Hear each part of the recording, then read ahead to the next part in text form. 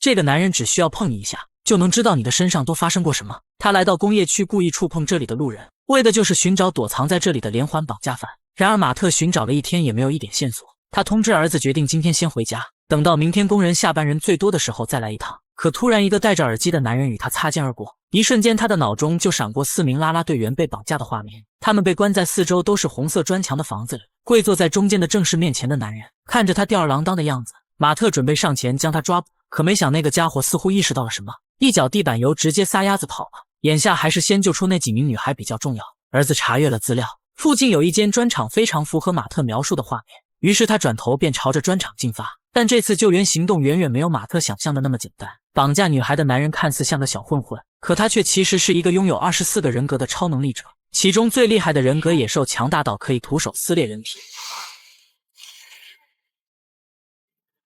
啦啦队员们正在努力地挣脱束缚，工厂的大门却突然传来声响，他们以为又是那个野兽回来了，疯狂地想要挣脱铁链，可下一秒一个铁棍出现，一下一下地帮助他们挣脱了束缚。穿着雨衣的男人正是马特，解救女孩的他准备深藏功与名。走廊的尽头似乎又传来了什么声响，他们仔细一看，野兽竟然像个鬼一样沿着管道直接打了过来。他举起200斤的铁桌扔了出去，马特稳当的接住，才避免大家被砸伤。马特展开还击，抱住野兽想要驯服这只怪物，可他毕竟年事已高，几番缠斗下来，反被野兽一个翻墙锁住了身体。强劲的肌肉几乎让他喘不过气。关键时刻，马特带着野兽直接撞破窗户跳了下去。即便是从30米的高度落下，2名超能力者仍然是没有受到一点损伤。这片空旷的场地才适合施展威力。正当他们要打起来的时候，几道强烈的闪光照射了过来。楼下早已经有大批警察在此等候。由于闪光灯能够切换野兽的人格，现在的他一下变成怂蛋，大喊着让警方放过他一马。就这样，他们2人都被逮捕，关进了一所特制的监狱里。狱警拖着闪光灯对准野兽，以防他有什么举动。2人都被关进了他们的专属牢房。野兽的房间里布满了闪光灯，只要他有任何奇怪举动都会自动开闪，强制让他切换人格。马特的房间里到处都是水管，因为他的弱点是怕水，所以同样可以用水枪来对付他。野兽尝试切换成美女人格，对着来送食物的狱警言语挑逗，希望他可以放自己出去，但这妖娆的样子多少是有点瘆人啊。趁其不备，野兽上前抢夺钥匙，但闪光灯的照射没2下就让他身体僵直，瞬间老实了。野兽赶紧切换外向人格，尝试和狱警套近乎，仍然是被他无情闪光。另外一边的马特也想要逃脱，但是这水压喷的他实在是难以承受，倒在地上连站起来都困难。心理医生打开大门，告诉他自己那所谓的超能力其实根本就不存在。为了证明这一点，医生将他们都召集到了诊疗室，让几个猛男待在这个粉嫩的房间多少有点违和，不过这样的环境可以有效缓解他们的紧张情绪。监狱里还关押着一名特殊的犯人，他自称也是一名超能力者，他认为自己有超过300的极致智商，可得到超能力的代价就是全身的骨头都很容易粉碎，因此也只能坐在轮椅上。医生拿出马特的核磁共振报告，他的大脑中有着一团奇怪的云团，这或许就是他产生异响的原因。所谓的可以通过触碰他人得到别人的记忆，其实都是他的大脑给自己的心理暗示。比如他当时第一次碰到野兽，可能只是因为看到他的裤子上沾有红色粘土，所以他幻想出了女孩们被困住的环境。野兽的样子也许曾经在电视上被他看到，而他走在路上疯疯癫癫的样子，看起来非常符合一个疯子绑架犯的要求，所以马特的大脑才认为他一定就是绑架犯。You really dissected him, Doctor. Good for you.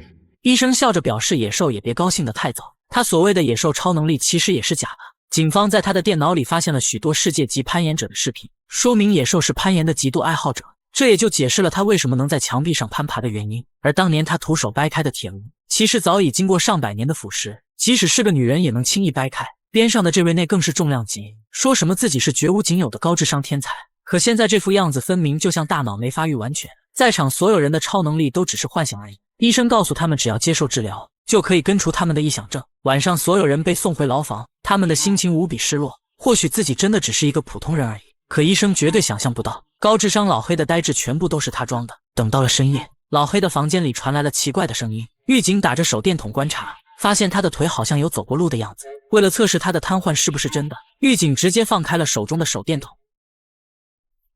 看来是想多了，狱警放心的转身回去睡觉。可下一秒，老黑就行动自如地破解牢房门出来查找资料。他看见了马特和野兽的分析报告，上面分明就写着他们都是超能力者。高智商的他瞬间意识到，今天医生这么做的目的就是将他们洗脑，让他们遏制自己的超能力，变回一个普通人。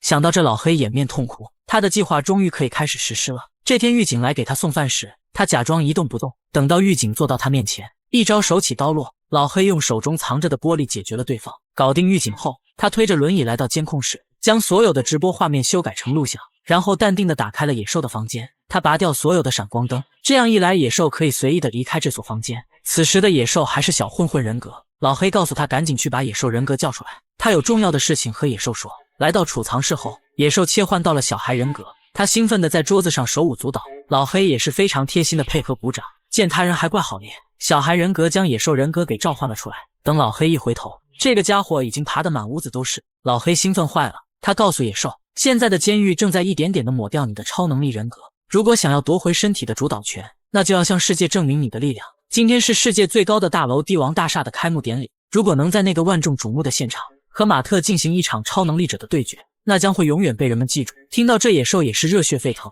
他当即同意了老黑的请求。转头，老黑来到监控室，通过话筒告诉马特，野兽将会在今天下午大闹帝国大厦，这个世界上唯一能阻止他的人也只有你。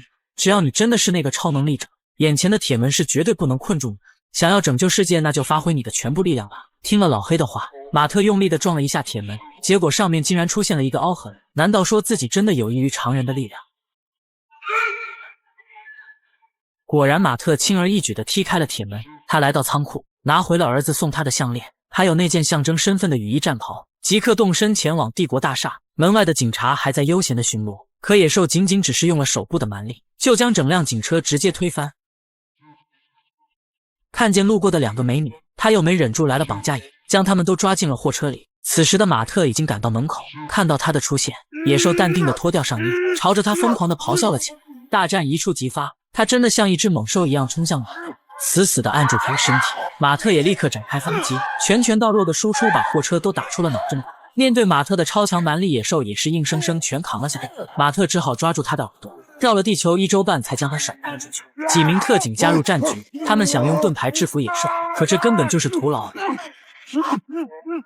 包围马特的特警也被他推进集装箱，用一根坚硬的铁棍锁在了里面。干掉特警，野兽已经彻底疯狂。老黑命令他不要在这里浪费时间，赶紧去帝王大厦展示身手。结果叛逆的野兽一气之下，直接将老黑的骨头彻底按碎，还顺便一掌打碎了他心脏附近的骨头。他回过头举起马特，一把将他扔进了巨大的水箱里。水是马特最大的弱点，野兽乘胜追击，跳入其中掐住他的脖子。情急之下，马特只能一下一下敲打墙壁，好不容易才击碎水箱，从里面滚落了出来。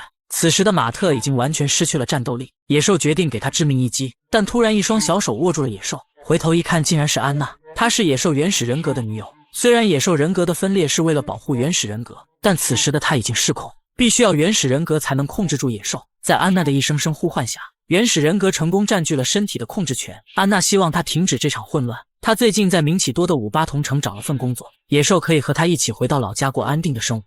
可一回头才发现警方的狙击枪已经瞄准野兽的胸口，一枪下去，野兽的身体被击穿。由于此时还是原始人格，他并没有刀枪不入的身体，这一枪真的要了他的命。临死前，原始人格告诉安娜，自己很庆幸有那23个人格的陪伴，如果不是他们，自己早就已经撑不下去。说着便失去了呼吸。此时心理医生假惺惺地跑去拯救马特，可在他们握手的一瞬间，马特感知到了他和几名神秘人之前的酒桌谈话，内容正是关于如何让超能力者消失在世界上的话题。他手上的梅花标志也正是那个神秘组织的印记。